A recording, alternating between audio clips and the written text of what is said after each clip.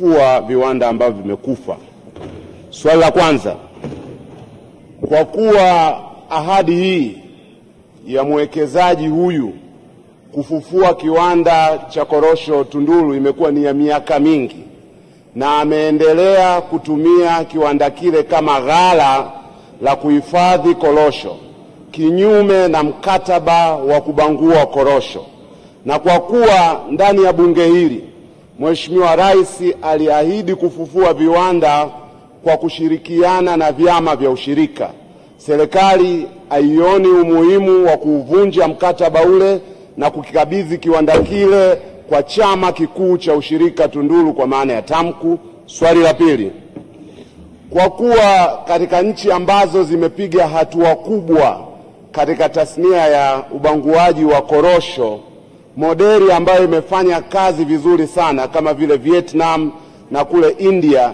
ni ya kuwawezesha wabanguaji wadogo wadogo, wizara haioni ni wakati muafaka sasa wa kuwawezesha wabanguaji wadogo wadogo wilayani Tunduru, hasa kwa kushirikiana na vyama vya ushirika vya msingi kwa maana ya AMCOS?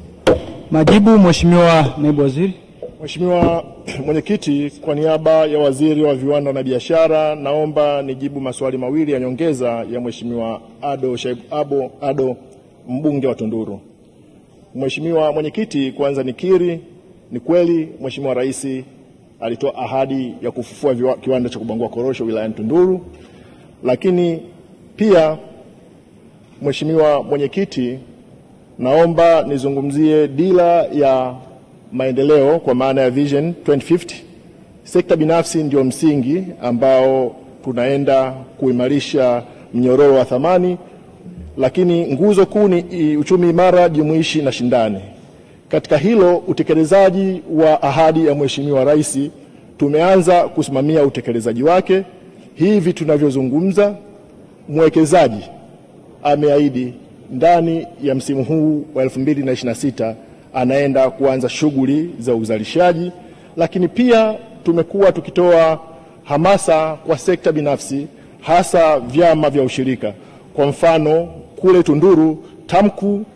wameonyesha njia kwa vyama vingine vya ushirika, wameweza kununua eneo la ekari 4.5 katika kijiji cha Kidewele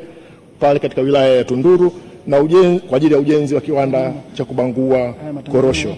Mheshimiwa Mwenyekiti, pamoja na hayo, kwa kuwa mnyororo wa thamani ndio msingi wa uchumi imara na jumuishi kama dira ya 2050 inavyosema, ilani ya Chama cha Mapinduzi inazungumzia kwenye mkoa wa Ruvuma pale kwenye ibara ya 46 kuhusiana na nia ya serikali kufufua viwanda, lakini kuweka uchumi jumuishi kwa maana ya kuwekeza kwenye viwanda vidogo vidogo, na hiyo model ya Vietnam ndiyo ambayo sisi tunaenda kuisimamia kuhakikisha kwamba mwananchi hasa mkulima wa korosho anaingia na